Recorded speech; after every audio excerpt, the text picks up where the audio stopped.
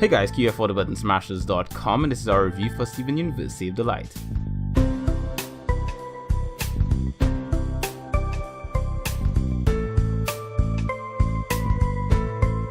We are the crystal gems, we'll always save the day, and if you think we can't, we'll always find a way.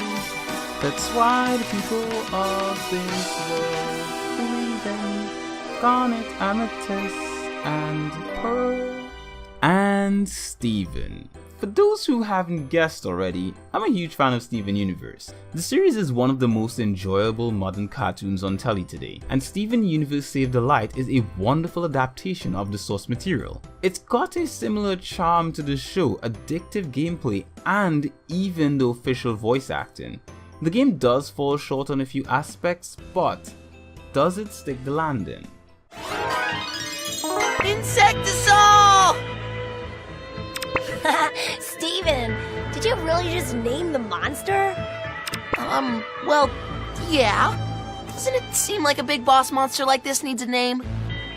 Steven Universe Save the Light gives us Steven and the Crystal Gems on an adventure to save their Light Prison friend from a new homeworld gem. This new gem called Hessonite is the only new gem introduced in the game. The only other gems present other than her are the Crystal Gems and Lapis. And no, I'm not counting her as one of the Crystal Gems because she is not playable. Both Greg and Connie are also playable characters along for the ride, and even Lion gets a part to play. The story takes place somewhere before Lars goes to space, so the townsfolk are all represented in the way that they were at that time. They are also well accounted for, from Mayor Dewey to Sour Cream, and even Jamie is here. They've all got their personalities from the show too, and even have their voices. Let's get this party started. Among the townsfolk, Onion plays a special role. He acts as a supply shop in levels, carrying 3 random consumables at a time. Ronaldo also has a similar setup in town, though his items are more rare. Each character looks the part thanks to the use of a cute, simple style. The developers used this to great effect with more simplified details and no outlines. By the use of these bright textures and these simple designs, they were able to capture the look of the show while not being too taxing on the hardware. Every artifact, including the characters and environments, are represented by these 2D textures similar to the Paper Mario games. In fact, the game shares a lot with those games. The gameplay in Steven Universe Save the Light consists of exploring 2D environments modeled after Beat City's familiar locations and some new ones. The locations all look like cardboard cutout representations of these locations, and the characters all look that way too. Even Steven and the Crystal Gems have this same effect. The camera is fixed and only changes perspective when the player characters are at the edge of the frame. These characters each have a front and back texture, but no side. Again, they are like cardboard cutout versions of themselves. It's very adorable to look at, and anyone that likes the look of the show should appreciate it. Players can explore each area to find collectibles and consumables. These are sometimes well hidden, but you'll always know how many you need to find in a given area thanks to the Warpad HUD. In each area there are also enemies, and these enemies will attack you once you enter their field of vision. It's also possible to attack them before they see you or run away. Attacking first gives you the advantage in battle. These battles rely on a timed turn-based system similar to, you guessed it, Paper Mario. Once a move is chosen on the selection wheel, a star appears under the target. This star begins large and yellow and shrinks to a smaller purple star. By timing a second button press when the star is purple, the player is able to gain extra damage and sometimes lucky abilities. These abilities can be anything from healing to extra attacks. Each character has their own unique moves and traits, which can be further enhanced by use of badges. They all level up, gain new moves and deal more damage, but you can only have 4 characters at a time in battle. Also in your party can only be done at a warpad, and those not in use don't gain any XP. Kunga! Ready, Freddy?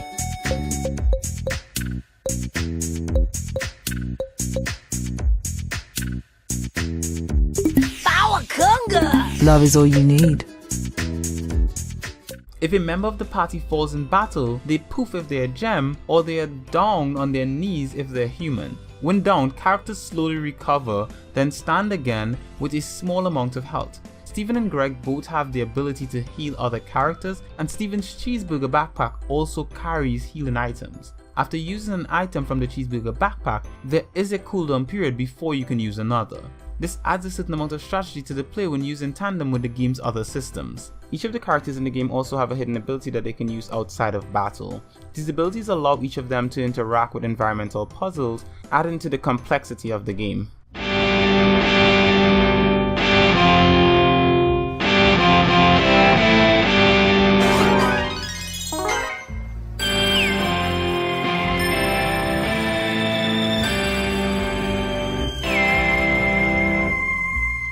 Now, though the game is beautiful and fun, it does however have its shortcomings. One of the biggest shortcomings is the lack of music. And when I say music, I mean the type of music we've come to expect from this show. Rebecca Sugar is known for her beautiful writing that bleeds into the music of the show. Each of the voice actors all have beautiful voices, and she has stated in interviews that they look for people who can sing when choosing voice talent for the show. With this knowledge, it's surprising that they didn't use that talent in the game. The game also has some game-breaking bugs, but thankfully they can easily be fixed by resetting the game. These usually come in the form of characters getting stuck in animations during the battle sequences. I'm not sure what causes it, but it seems like limitation of the Switch's hardware that causes it to happen. Why I say that is because there's usually a short stutter when it happens. So here's how you fix it when it happens. You'll need to press the plus button, then select save and quit. When you reload the save, you'll respawn by the nearest warp pad with all your stats intact. This may result in a little backtracking, but it's not too bad a bug. Steven Universe Save the Light is also a short RPG adventure. You can complete this game in a short amount of time with very little effort. Bosses do offer a bit of a challenge, but if you work the systems well, you'll get the win every time. Even playing the game I usually play RPGs, which is to get everything, got me about 20 hours. This may be a perk to some, while others may find this to be a turn-off. For me, I was happy with my experience, though I wish that I could spend more time in this world. There's not really much to the Tong other than surface level stuff, and it lacks enough gem cameos. I wish there were more side quests and even more stages, but most of all, I wish I had more time with the game. Steven! Perfect timing. My party just reached level 3! Steven? Who is this? So with all I've had to say so far about this game, here's my final verdict.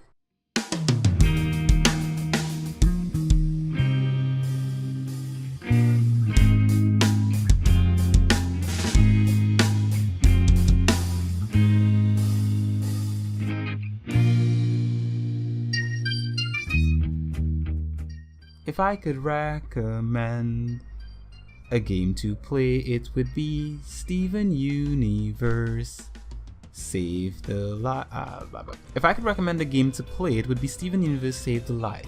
It's a game that offers what fans will like and even manages to scratch that RPG itch. Despite its flaws, it still has all the charm in the world, and the only thing that I really wanted from it was more of it. Thank you very much for watching our review of Steven Universe Save the Light. If you enjoyed this review, make sure to leave us a like and a comment in the comment section below to let us know what you think about the game. And if you'd like to see more content like this from us, make sure to subscribe and hit that bell icon so you'll always know when you put up new content.